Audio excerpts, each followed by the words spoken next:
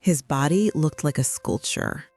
Broad shoulders, defined abs, a strong, upright posture.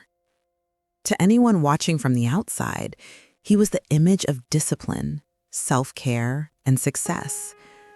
But what the eyes couldn't see was what hurt the most. A drained mind, a silent heart, and a soul that never found rest. Daniel was the kind of person everyone wanted to copy, always with a water bottle in hand, meals precisely measured, a routine that seemed bulletproof. But there was one thing no one ever noticed, maybe not even him. All that control was a desperate attempt to feel in control of something that started long before the gym sessions. And then one day, something broke. Not the routine, not the perfect diet. It was the armor.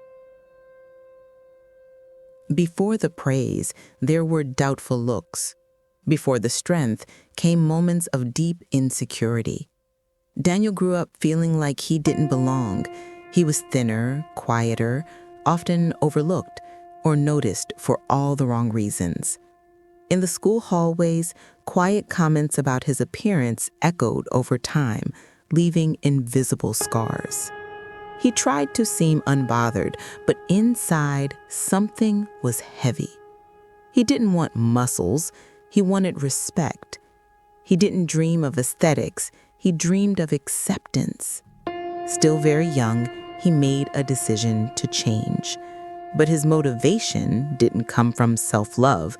It came from the need to prove something. Every rep, every strict meal, every well-planned night of sleep felt like a silent answer to everything he had lived through. It was as if he was saying, now that I see myself, now they'll finally see me. But the more he transformed his exterior, the more he stopped listening to what his inner self needed: welcoming, understanding, and peace with the person he had always been. Over time, Daniel became a role model. Among his friends, he was the symbol of discipline. Online, he received messages praising his dedication, his physique, his flawless routine. But behind every motivational post was a standard that could only be maintained with emotional strain. His routine was calculated down to the last detail: daily workouts, clean eating, precise supplementation, regulated sleep. Every single aspect had to be controlled. It was as if the mirror had become a thermometer for his self-esteem. On days when the reflection pleased him, he felt confident. On days when something looked off, anxiety crept in. The sense that he was losing control of himself. What's most curious is that technically he was healthy. His test results were fine, his body functioned well, his performance was excellent. But something silent remained, something science still struggles to measure: the quality of the relationship we have with ourselves. Daniel didn't realize it, but his search for approval was still alive. It had only changed shape. Before, he wanted to be accepted despite being fragile. Now, he wanted to be admired for being strong. The question he hadn't asked yet was, what if I didn't need to prove anything at all? From the outside, everything seemed perfectly aligned. Daniel stuck to his commitments, performed well at work, had plenty of energy to train, went to bed early, and followed a diet most people would call exemplary. But what looked like balance was actually control. And what seemed like well-being was only silence. The uncomfortable kind we try to drown with tasks, just to avoid hearing what our body is trying to say. He could no longer switch off. If he slipped on his diet, guilt followed. If he missed a workout, the thought of failure hit hard. Everything that had once started as self-care had now become pressure. Daniel had tied his entire identity to maintaining that lifestyle. But the very thing that made him admired was also what kept him trapped. Conversations with friends became shallow. His relationships cooled. His focus was so entirely on himself, or rather on what he thought was self-care, that he didn't see how far he had drifted from what truly sustains health: connection, lightness, emotional rest. Without realizing it, Daniel was staying strong, on the road to burnout. It started slowly, as most things that begin from within do. First, a light pain that kept coming back, then a fatigue that didn't go away, not even with rest. Even training, once so natural, started to feel heavier. Daniel tried to keep up the pace. He tweaked his diet, paid extra attention to his sleep, drank more water. He did everything right, but the discomfort kept growing quietly. Subtle, persistent, like his body was trying to say something he still didn't want to hear. Until the day came when he stopped. Not by choice, but by necessity.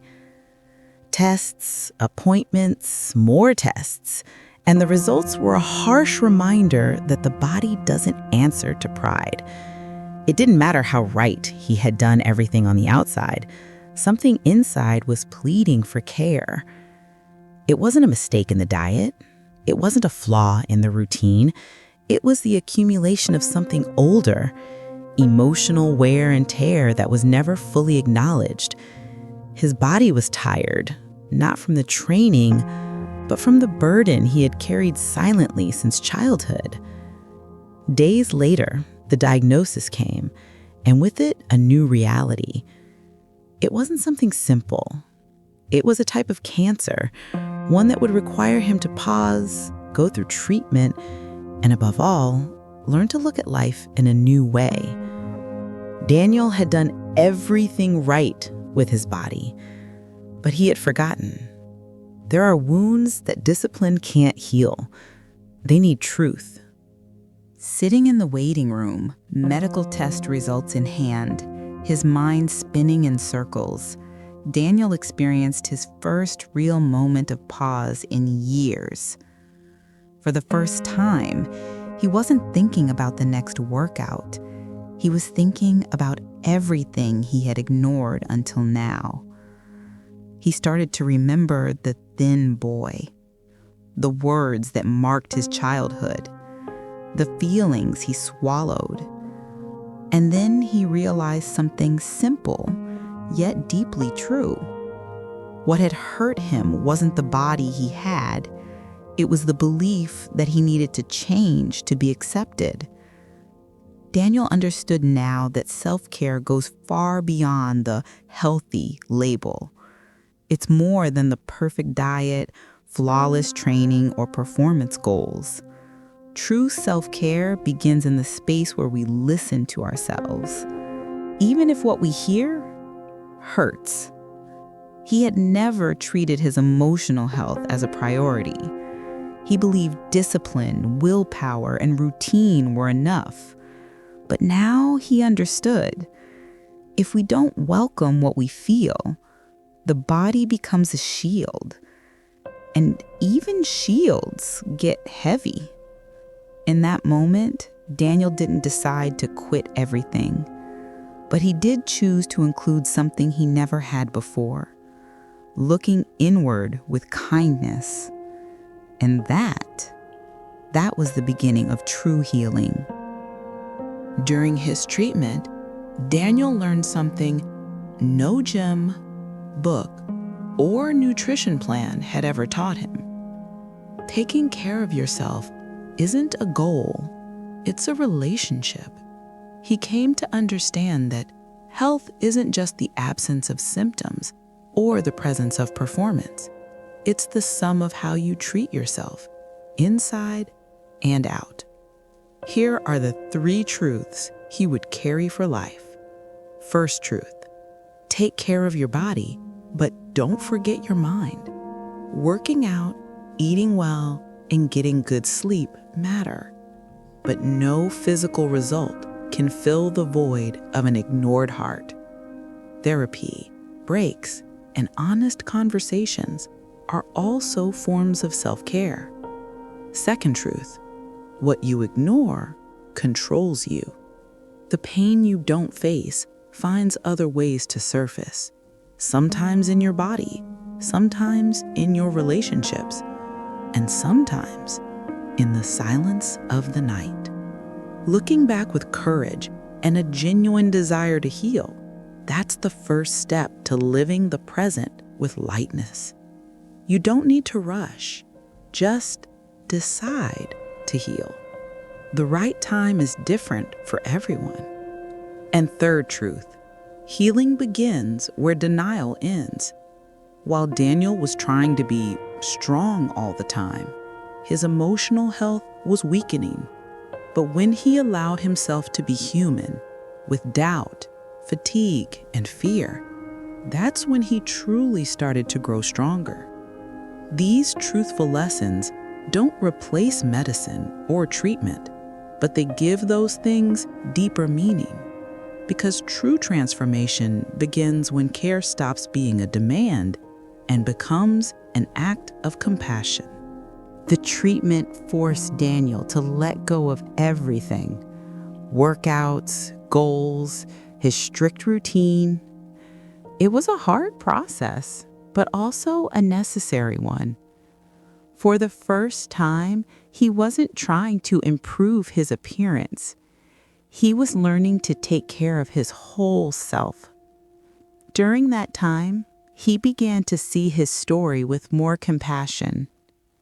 He started to understand that his body had always been enough, even when it didn't look strong.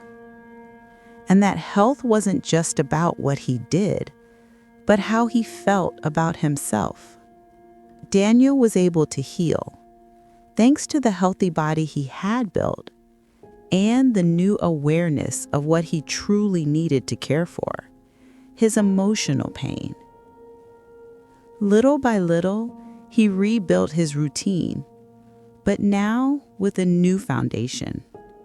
He still trained with joy, still ate well with awareness, but without the burden of having to prove anything, without the rush to fit into any mold.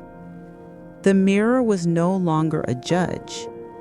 It became just a reflection of someone who had finally learned to truly see himself. He was no longer just the body he built. He was also the story he accepted, the emotions he embraced, and the silence he had turned into presence. Today, Daniel understands that the most important mirror isn't the one hanging on the wall. It's the one inside. The one no one else sees, but the one that most accurately reflects how we truly are on the inside. He learned that health is not about perfection. It's about presence. It's knowing when to pause. It's recognizing that the body is a temple, but also a messenger. And often what it expresses is what the soul didn't have room to say. If you're taking care of your body, keep going. That's valuable. But remember, no workout replaces a cry for help. No diet makes up for years of silent self-criticism. And no performance is greater than the peace of accepting yourself as you are. Now take a deep breath and ask yourself sincerely, what is your body trying to tell you that you haven't heard yet? If this story touched you, share it. Someone close to you might be smiling on the outside, but feeling exactly how Daniel once felt on the inside.